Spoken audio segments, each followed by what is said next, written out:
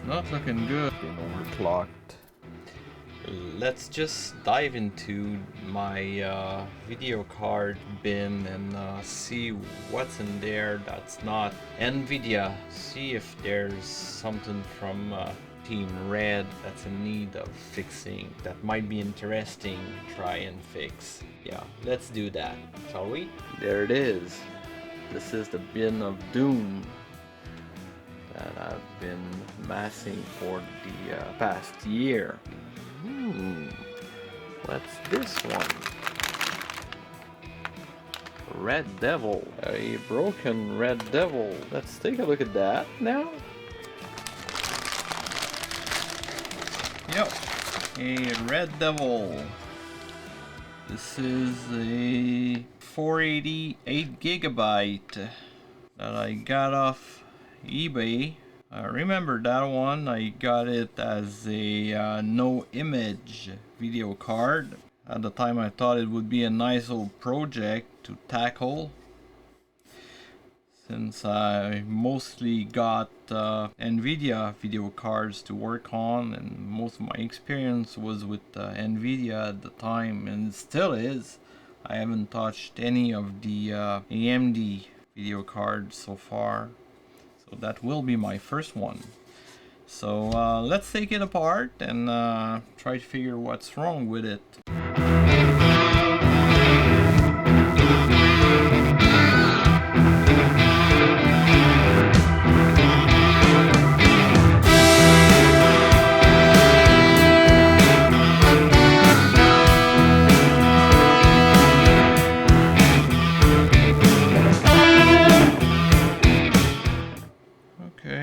It's been taken apart before. The thermal pad is pretty banged up. Other than that, you see the oil that came out of the other thermal pads. Otherwise, no visible damage. Let's take the back shield off.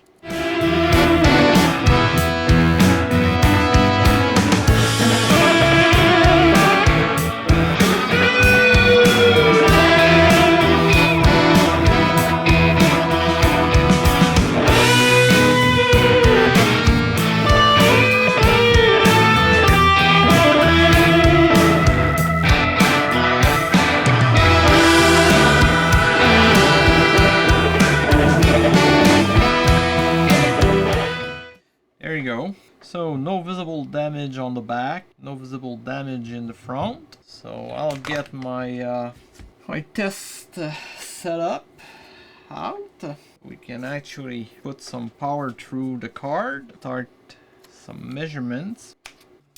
PCIe and a 8-pin, opposed to the king pins I've done lately.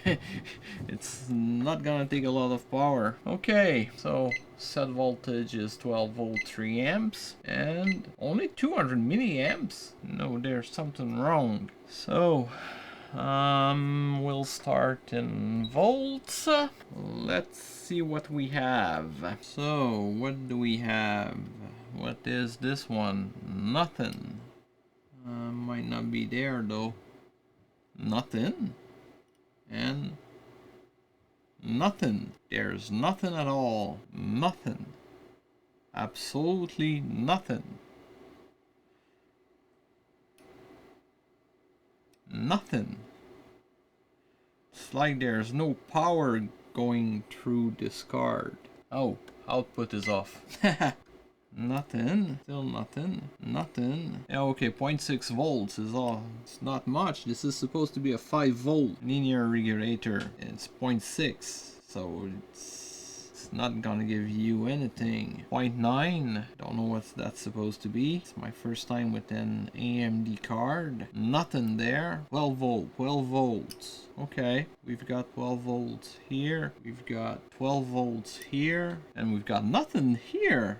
Huh, interesting. You see that? So a linear regulator here, it's nothing here, and we've got 0.6, but it's supposed to be a 5 volt regulator, that one. 0.6 is that's not normal. We've got 0.9 here, which is probably okay, as we have a 12 volt here on both sides of that inductor, which is good, probably coming from the PCIe, so that here is good. But if we come over here, we've got 12 volt on that side, and we've got nothing here, which means that inductor here is blown. Let's just make sure. So in order to check it, I need to remove my connectors, put this into ground, ohms, check it out. Oh yeah, it's blown. Could that be my problem? Looks like it. I'm missing the inductor filtering the PCIe PCIe supply. We'll need to replace it. And the only way I can quickly replace it is find one from an artifacting card and actually put it on there. This is a 0.47 microhenry inductor, so it should be I should be able to find one. Might even be able to find one that's able to handle a bit more current and won't blow up. Put it here and get that card working again. So here we go. We're gonna replace that little blown inductor.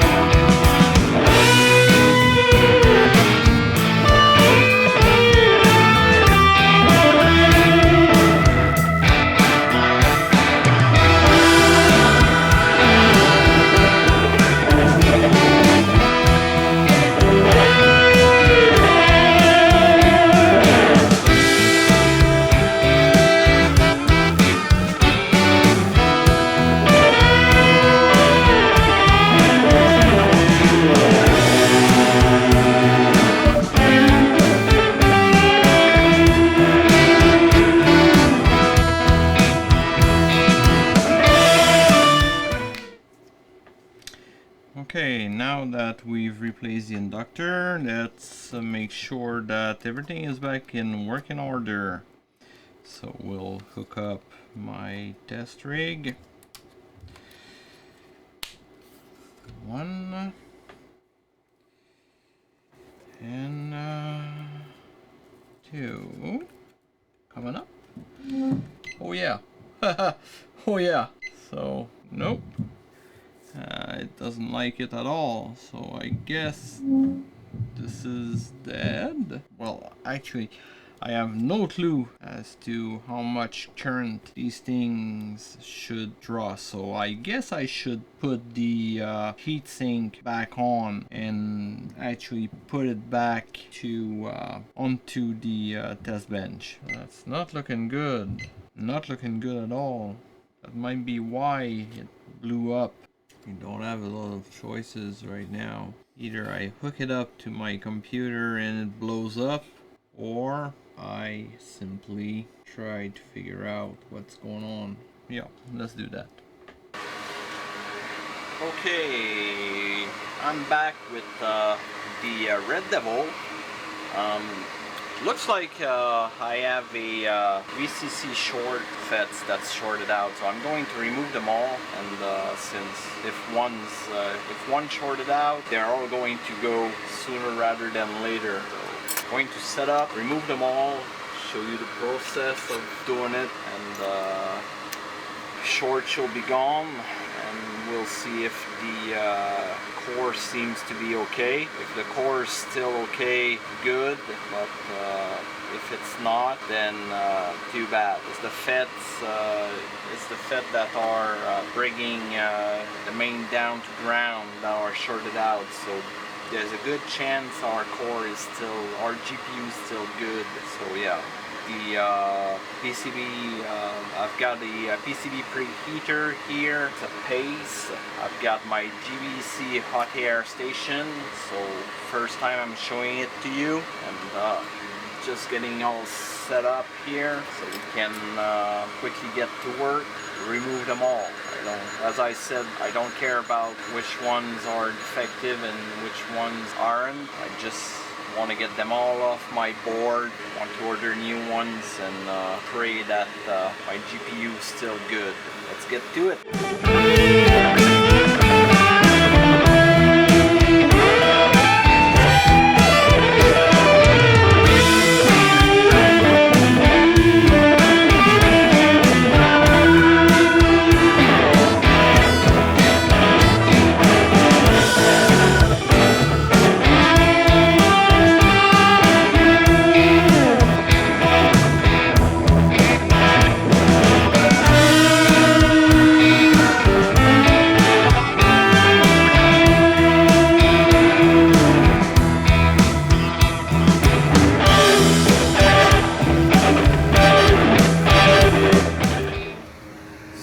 Let's clean our pads now that we have our parts.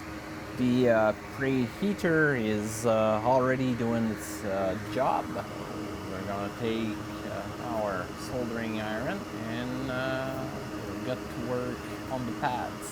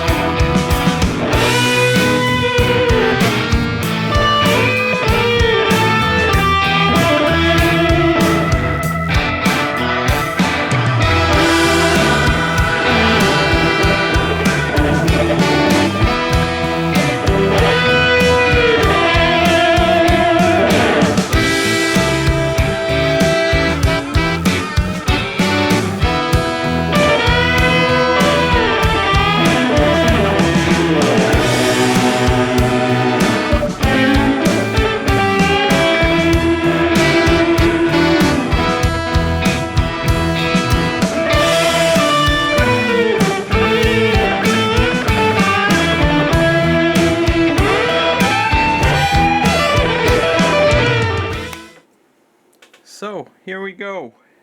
We I just finished soldering everything on this video card.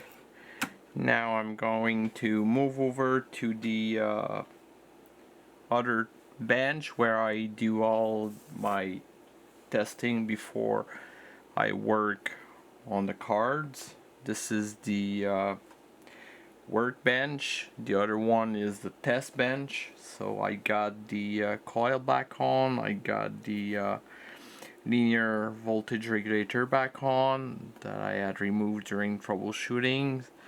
Replaced every MOSFETs. So everything's done. There shouldn't be any shorts left onto this video card. It needs to cool down. I need to shut this off, the heater plate off, preheater off, so this will cool down. Also I'll clean off all the flux, and yeah, everything should be good to go for testing. I will put the heatsink back on. Everything should be good to go if testing goes as planned. let's move on to testing this little video card, shall we? We're back on the test bench with the RX 480 Red Devil 8GB version. The V-Core VRM's been rebuilt, the linear regulator's been soldered back on, as is the coil, input filtering coil.